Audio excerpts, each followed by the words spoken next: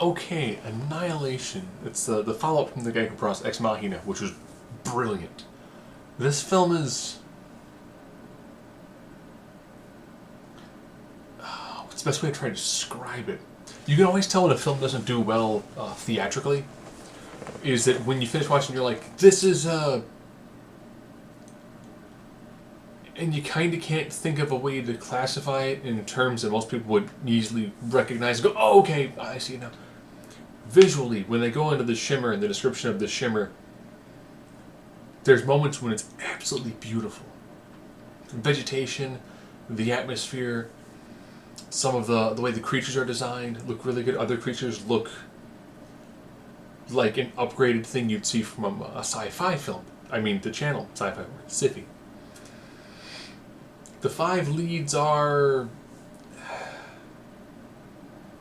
think Natalie Portman does well in her grief-stricken, kind of persistently depressed mode. Other characters, they're introduced, they really don't develop them, and it doesn't really matter if they were developed them.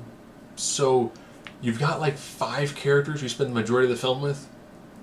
You learn a little bit about 3 of them. Other ones you don't really learn enough about to really actually fully care about what's going on. If you try to describe the film's central theme, I would say it's self-destruction. What is the shimmer? You're kind of told in one of the most abstract, obtuse sort of ways. You're also kind of not told, because the way that you are told makes you go, I don't know if I believe that or not. Seems plausible. So visually stunning. It does... I think it tries to too many genres at the same time. There are horror elements, because you see people get massacred. There are giant monsters. But that also tries to be like sci-fi horror elements.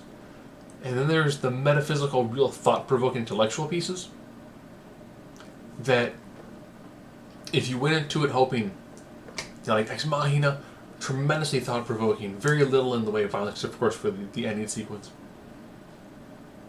So you thought, like this, heavy on the intellect, a lot of thought-provoking stuff, and you're like, oh, there's a lot more violence than I thought there was going to be. If you end up going, alright, man, give me a popcorny sort of just visually stunning action flick. A lot of thought-provoking stuff, not a lot in the way of action. So I tried to run a balance that's really tough to do, and it just, times it doesn't quite fit. The use of sound was brilliant in this. Visuals range from stunning to well done. I mean, when they show the shimmer itself, and some of the shimmer creatures, and the vegetation, beautiful. Fantastic atmosphere with this. But that's the best part of it. The acting is good, visually stunning, sound quality stunning, and other things just don't feel like it's up to the same quality. And this came out opposite Black Panther, and it didn't really get to do anything overseas. Unique film, like he's having almost kind of like a cult feel, like a cult view to it over time. Overall, I don't have to say watch this, but watch this with an incredibly open mind to it,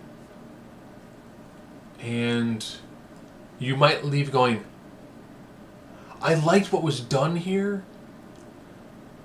but it feels like there's what was done and what could have been done. You can feel there's this tremendous gap between some aspects of the film that damage it.